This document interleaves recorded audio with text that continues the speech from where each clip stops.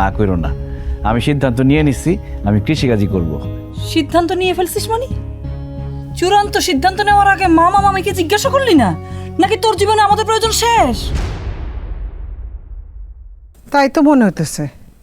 এর লেগে তো মানুষে কয় এক গাছের সাল আরেক গাছে লাগে না। বৌমারা তোমরা এসব কি বলতেছো? মিনু তো ভুল কিছু কয় নাই আম্মা। ওর মা তোর ছোট রেখে মরে গেছে, আর ওর বাপ আমাদের ঘরে ওরে তুলে দিয়ে সুন্দর মতো নিজে আরেকটা বিয়ে করে বসে আছে। এই ছেলের তো আমরাই পালা বসে বড় করছি নাকি, লেখাপড়া শিখাইছি, আর উচ্চ শিক্ষার জন্য আবার আমেরিকা পাঠাইছি।